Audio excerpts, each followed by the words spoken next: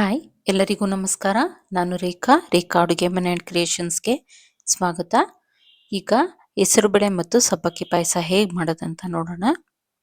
ಇದಕ್ಕೆ ನಾನು ಒಂದು ಅರ್ಧ ಕಪ್ಪಷ್ಟು ಹೆಸರುಬೇಳೆ ತೊಗೊಂಡಿದ್ದೀನಿ. ಇದಕ್ಕೆ 1/4 ಕಪ್ನಷ್ಟು ಸಬ್ಬಕ್ಕಿ ತೊಗೊಳ್ತಾ ಇದ್ದೀನಿ. ಇಲ್ಲಿ ನೈಲಾನ್ ಸಬ್ಬಕ್ಕಿನ ಬಳಸ್ಕೊಂಡಿದ್ದೀನಿ. ಸಣ್ಣ ಸಬ್ಬಕ್ಕಿ ಬರುತ್ತಲ್ಲ ಅದು. ಇದನ್ನು ಒಂದು 2 ರಿಂದ 3 ಸಾರಿ ಚೆನ್ನಾಗಿ ವಾಶ್ ಮಾಡ್ಕೊಳ್ಳೋಣ. ನೀವು ದೊಡ್ಡ ಸಬ್ಬಕ್ಕಿ ಯೂಸ್ ಮಾಡೋದಾದರೆ ಅದನ್ನು ನೆನೆಸಿಟ್ಟು ಆಮೇಲೆ ಇದ್ರ ಜೊತೆಗೆ ಬೇಯಕ್ಕೆ ಹಾಕಬೇಕು. ನೈಲಾನ್ ಸಬ್ಬಕ್ಕಿ ಆದರೆ ಈಗಲೇ ಹಾಕ್ಬೋದು. ಈಗ ಇದಕ್ಕೆ 2 ಕಪ್ಪಿನ ಅಳತೆ ಅಷ್ಟು ನೀರು ಹಾಕಿ 1 ವಿಷಿಲ್ ತಗೊಳ್ತೀನಿ ನಾನು. 1 ವಿಷಿಲ್ ಸಾಕಾಗುತ್ತೆ. ಈಗ ಇದಕ್ಕೆ ಕಾಯಿ ರುಬ್ಕೊಳ್ಳೋಣ. ನಾನಿಲ್ಲಿ ಹಸಿ ಕಾಯಿ ಅರ್ಧ ಕಪ್ನಷ್ಟು ತೊಗೊಂಡಿದ್ದೀನಿ. ಇದಕ್ಕೆ ಒಂದು 4 ಏಲಕ್ಕಿ ತೊಗೊಂಡಿದ್ದೀನಿ. ಸಿಪ್ಪೆ ಸಮೇತನೇ ಹಾಕ್ಕೊಳ್ಬೋದು. 1 ಸ್ಪೂನಷ್ಟು ಗಸಗಸೆ ತೊಗೊಳ್ತಾ ಇದ್ದೀನಿ. ಇದಿಷ್ಟನ್ನು ಫೈನ್ ಪೇಸ್ಟ್ ಮಾಡ್ಕೊಳ್ಳೋಣ. ಈಗ ಇಲ್ಲಿ ಹೆಸರುಬೇಳೆ ಮತ್ತು ಸಬ್ಬಕ್ಕಿ ಬೆಂದಿದೆ. ನಮಗೆ ಬೇಳೆ ತುಂಬ ಬೇಯೋಷ್ಟಿಲ್ಲ, ಕಾಳು ಕಾಣಿಸಬೇಕು. ಸ್ವಲ್ಪ ತುಂಬ ಸ್ಮೂತ್ ಪೇಸ್ಟ್ ಆಗಬಾರ್ದು ಬೇಳೆ. ಇಷ್ಟು ಬೆಂದಿದ್ರೆ ಸಾಕಾಗುತ್ತೆ. ಈಗ ಇದು ಚೆನ್ನಾಗಿ ಕುದಿ ಬರಲಿ. ನೀವು ಬೇಕಿದ್ರೆ ಈ ಟೈಮಲ್ಲಿ ಶಾವಿಗೆ ಸಹ ಹುರಿದು ಹಾಕ್ಕೊಳ್ಬೋದು. ರೋಸ್ಟೆಡ್ ಶಾವಿಗೆ ಇದ್ದರೆ ಹಾಗೆ ಬಳಸ್ಕೊಳ್ಬೋದು. ನಾನಿಲ್ಲಿ ಶಾವಿಗೆ ಏನು ಬಳಸ್ತಾ ಇಲ್ಲ, ಸಬ್ಬಕ್ಕಿ ಮತ್ತು ಹೆಸರುಬೇಳೆ ಅಷ್ಟೇ ಹಾಕಿ ಪಾಯಸ ಮಾಡ್ತಿದ್ದೀನಿ. ಈಗ ಕಾಯಿ ನಾವೇನು ಪೇಸ್ಟ್ ಮಾಡ್ಕೊಂಡಿದ್ವಲ್ಲ ಅದನ್ನು ಹಾಕ್ಕೊಳ್ತಾ ಇದ್ದೀನಿ. ನಿಮಗೆ ಕಾಯಿ ಹಾಕಕ್ಕೆ ಇಷ್ಟ ಇಲ್ಲ ಅಂತಂದರೆ ಕಾಯಿ ಹಾಲನ್ನು ತೆಗೆದು ಹಾಕ್ಬೋದು, ಅದು ಸಹ ಚೆನ್ನಾಗಿರುತ್ತೆ. ಈಗ ನಾನು ಇದನ್ನೆಲ್ಲ ಮಿಕ್ಸಿ ಜಾರ್ಗೆ ಸ್ವಲ್ಪ ನೀರು ಹಾಕಿ ಚೆನ್ನಾಗಿ ತೊಳೆದು ಇದಕ್ಕೆ ಹಾಕ್ತಾ ಇದ್ದೀನಿ. ಗಸಗಸೆ, ಏಲಕ್ಕಿ, ಕಾಯಿ ಇಷ್ಟನ್ನು ನಾನು ನುಣ್ಣಗೆ ಪೇಸ್ಟ್ ಮಾಡಿದ್ದೀನಿ. ಸಬ್ಬಕ್ಕಿ ಮತ್ತು ಹೆಸರುಬೇಳೆ ದೇಹಕ್ಕೆ ತುಂಬ ತಂಪು. ಹೀಟ್ ಬಾಡಿಯವರಿಗೆ ತುಂಬ ಒಳ್ಳೆಯದಾಗುತ್ತೆ ಇದು. ಇಷ್ಟನ್ನು ಹಾಕಿ ಚೆನ್ನಾಗಿ ಮಿಕ್ಸ್ ಮಾಡಿಕೊಡೋಣ.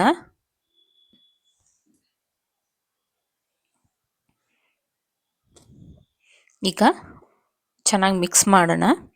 ಇದಕ್ಕೆ ನಾನು ಇವತ್ತು ಬೆಲ್ಲ ಯೂಸ್ ಮಾಡ್ತಾ ಇದ್ದೀನಿ. ನಿಮಗೆ ಬೆಲ್ಲ ಬೇಡ ಅಂತಂದರೆ ಸಕ್ಕರೆ ಸಹ ಯೂಸ್ ಮಾಡ್ಬೋದು. ನಾನಿಲ್ಲಿ 1 ಕಪ್ ಅಷ್ಟು ಬೆಲ್ಲ ಯೂಸ್ ಮಾಡ್ತಾ ಇದ್ದೀನಿ. ಅರ್ಧ ಕಪ್ಪಿನ ಅಳತೆಯಲ್ಲಿ ಹೆಸರುಬೇಳೆ ತೊಗೊಂಡಿದ್ನಲ್ಲ ಅದೇ ಕಪ್ಪಿನ ಅಳತೆಯಲ್ಲಿ 1 ಕಪ್ ಬೆಲ್ಲ ಹಾಕ್ತಾ ಇದ್ದೀನಿ. ನಾನಿಲ್ಲಿ ಮೀಡಿಯಮ್ ಸ್ವೀಟ್ನೆಸ್ ಇರೋಷ್ಟು ನಾನು ಹಾಕಿದ್ದೀನಿ ಬೆಲ್ಲ. ನೀವು ಸ್ವೀಟ್ ತುಂಬ ತಿನ್ನೋರಾದರೆ 1/4 ಕಪ್ಪಷ್ಟು ಬೆಲ್ಲ ಹಾಕ್ಕೊಳ್ಳಿ. ಈಗ ಒಂದು ಒಗ್ಗರಣೆ ಪಾತ್ರೆಯಲ್ಲಿ ತುಪ್ಪ ಹಾಕಿದ್ದೀನಿ, ಒಂದು 3 ಸ್ಪೂನ್ ಅಷ್ಟು. ಅದಕ್ಕೆ ಗೋಡಂಬಿ ಸೇರಿಸಿದ್ದೀನಿ. ಗೋಡಂಬಿನ ಚೆನ್ನಾಗಿ ಫ್ರೈ ಮಾಡ್ಕೊಳ್ಳೋಣ ಕೆಂಪು ಬಣ್ಣ ಬರೋವರೆಗೂ. ಇದಕ್ಕೆ ನೀವು ಬಾದಾಮಿ ಸಹ ಪೀಸಸ್ ಮಾಡಿ ಹಾಕ್ಕೊಳ್ಬೋದು. ನಾನಿಲ್ಲಿ ಗೋಡಂಬಿ ಮತ್ತು ದ್ರಾಕ್ಷಿ ಅಷ್ಟೇ ಬಳಸ್ತಾ ಇದ್ದೀನಿ. ಈಗ ಗೋಡಂಬಿ ಚೆನ್ನಾಗಿ ಫ್ರೈ ಆಗ್ತಾ ಇದೆ. ಗೋಡಂಬಿ ಈಗ ಕೆಂಪು ಬಣ್ಣ ಬರ್ತಾ ಇದೆ. ಈಗ ನಾನು ಇದಕ್ಕೆ ದ್ರಾಕ್ಷಿ ಸೇರಿಸ್ಕೋತೀನಿ, ಒಣ ದ್ರಾಕ್ಷಿ. ಇದನ್ನು ಸಹ ತುಪ್ಪದಲ್ಲಿ ಚೆನ್ನಾಗಿ ಫ್ರೈ ಮಾಡ್ಕೊಳ್ಳೋಣ.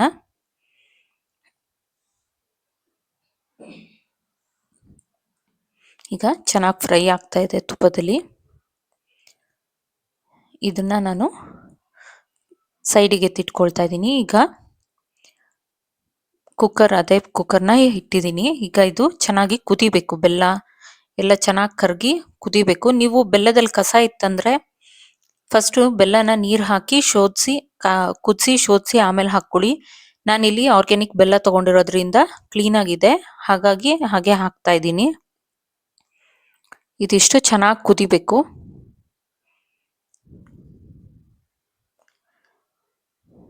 ನೀವು ಇದಕ್ಕೆ ಕಾಯಿ ಹಾಕಿ ರುಬ್ಬಿ ಮಾಡೋದು ಇಷ್ಟ ಇಲ್ಲ ಅಂತಂದರೆ ಬೆಲ್ಲ ಹಾಕಿ ಸೇರಿಸಿ ಇದಕ್ಕೆ ನಾವು 1 ಗ್ಲಾಸ್ನಷ್ಟು ಹಸುವಿನ ಹಾಲು ಬರುತ್ತಲ್ಲ ಹಾಲನ್ನ ಸೇರಿಸಿದ್ರೂ ಆಗುತ್ತೆ.